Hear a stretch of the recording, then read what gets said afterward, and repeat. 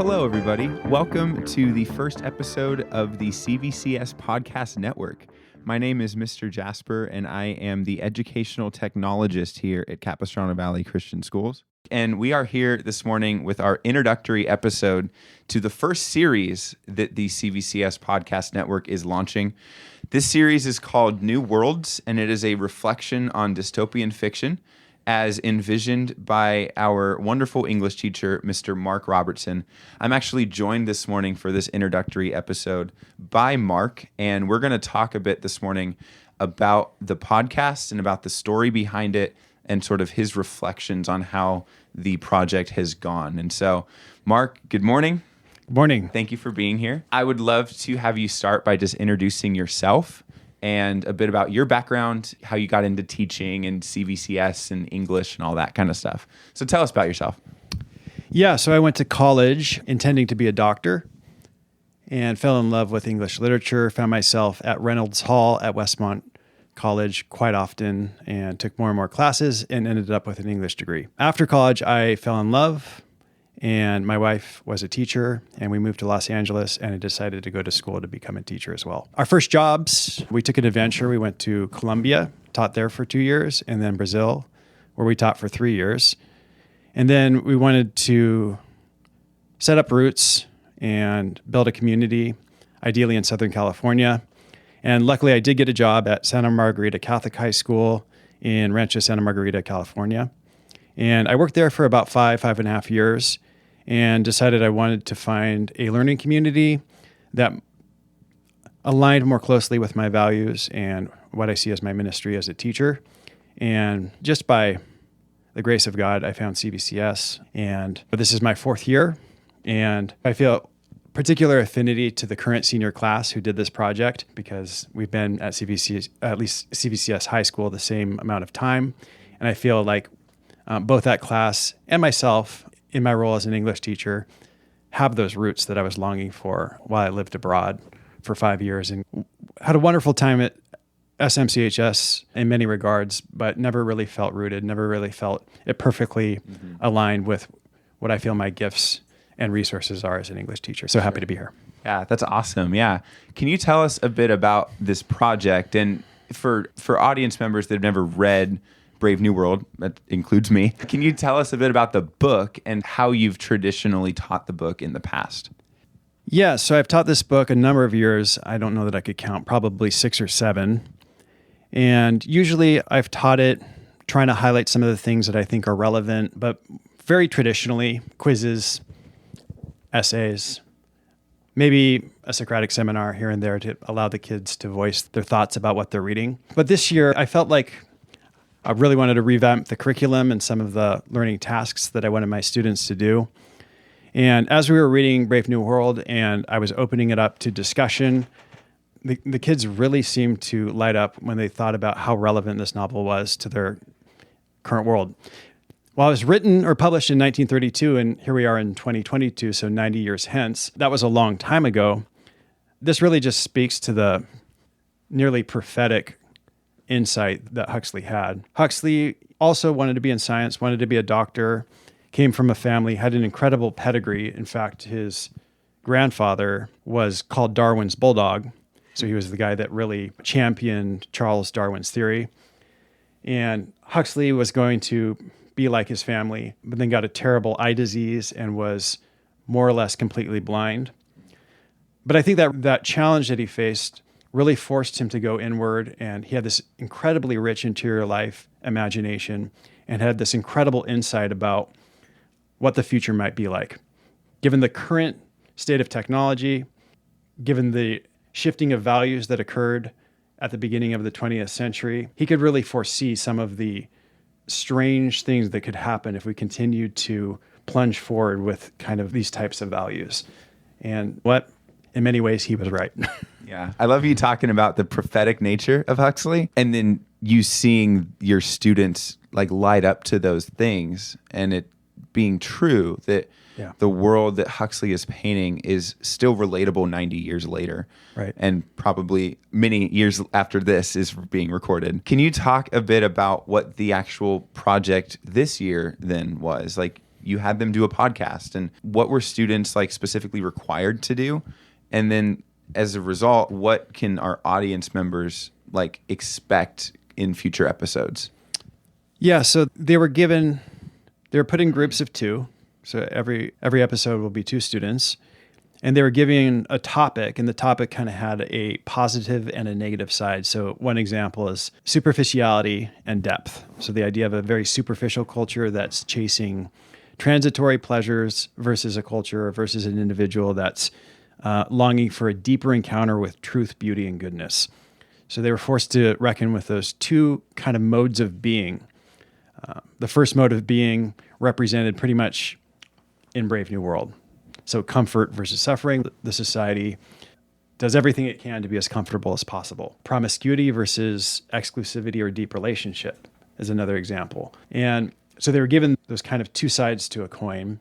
One, the life that is being promulgated to the citizens of Brave New World and arguably to the students in my classroom. And then the calling or the invitation to a deeper experience. So they were forced to reckon with the vacuity of the culture in Brave New World and the possibility of a much deeper, richer, more meaningful existence that Huxley is also inviting us, I think, to explore as well as we gasp and are shocked at the things that are in his novel. I love that. So what made you initially decide to say, let's do a podcast instead of like an essay or something? And then a follow-up to that is, what was your students' like general reactions or like first impressions of this idea? In an English class, there's really 4 things that we want them to do: read, write, listen, and speak. And in my career, and I think historically for many years, most of what we have done as English teachers is focus on the reading and writing, which is excellent and so important. But I really feel this year, I felt like I really wanted to make my curriculum and my expectations for my students veer more toward the listening first. Listen to each other, listen to your ideas, pay attention to the things around you, and ask the question, who am I listening to? Because there's so many voices. And so I wanted to lift up listening, but also speaking, because it's all about communication, connection, and the things I was describing for the invitation to a deeper experience that comes through multiple modes of communication. And so I thought I'd take a risk. I have no idea what I'm doing. And you know what? I'm going to just go for it. And so I said, we're going to do this podcast. And some kids, if they didn't cheer audibly, I could see it in their eyes that this is the assignment that they'd been waiting for.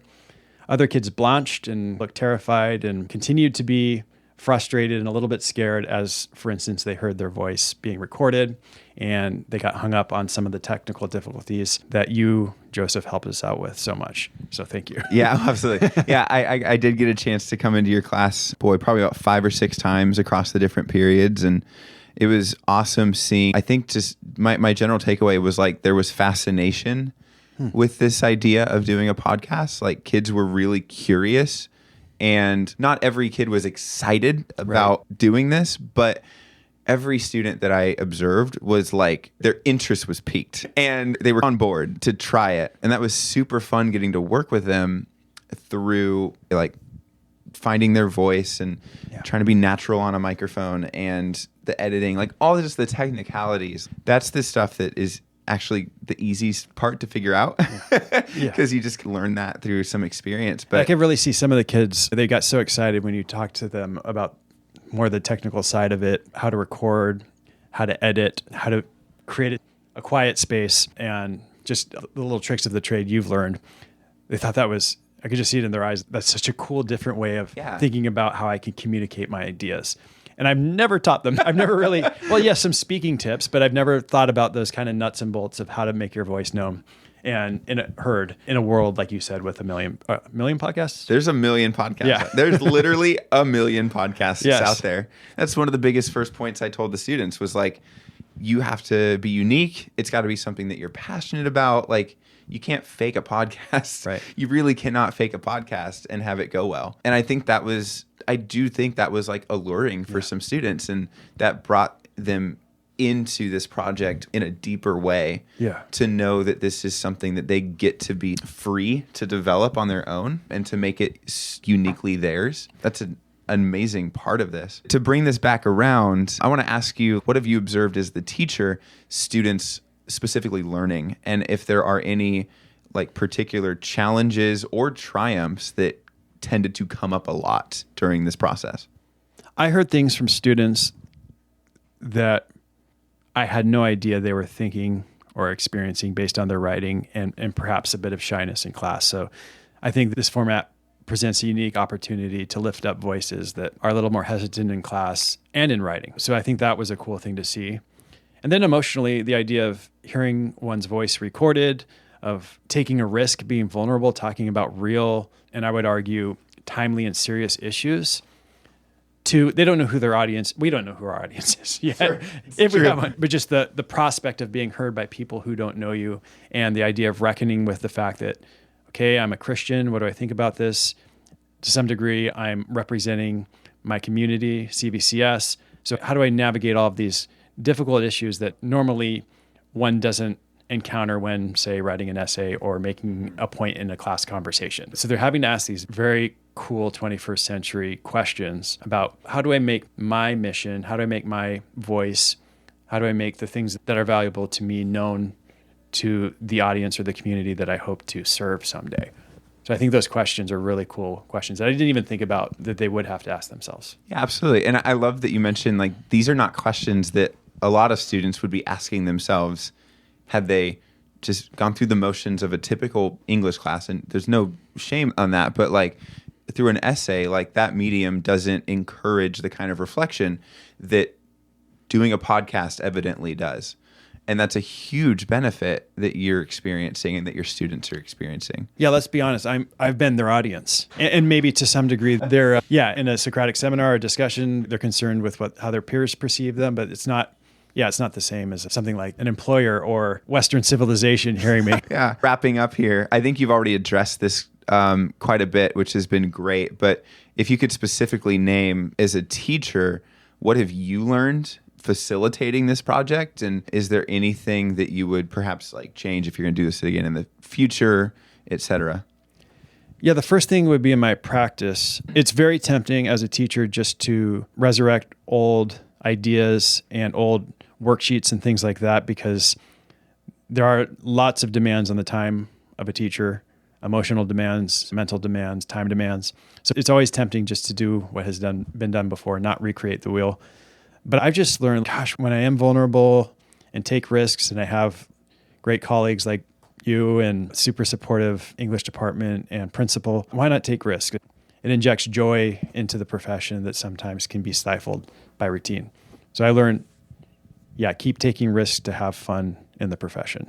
It's about delight. It's about enjoying human connection and asking important questions. The other thing is, I think it's really important that we do lift up students' voices, that they really need to know that even if they haven't been super successful as students, that they have a story to tell, and that story is inimitable, that nobody else can tell that story. And regardless of their perceived talent as a speaker or a writer, that their story is perhaps one of the most important things they have. I believe that it's being written from the divine imagination, that they are God's workmanship, and that their story is absolutely beautiful. So giving them the power to tell that story in different modalities is something that I think is really important. It's amazing. Simple yes or no question, and I already know the answer to this, but I want to ask, have you found that this kind of project is worthwhile? And specifically, like, how do you know that? Why do you say what you say? Yeah, so a few months into the project, kids were recording, and I went to a coffee shop in Mission Viejo called High Ground to meet my pastor, Jackson Cleland. And I walked into the coffee shop, and High Ground has this little side room that can be rented. And I looked in there and I saw two of my students. I'm like, I wonder if they're recording the podcast.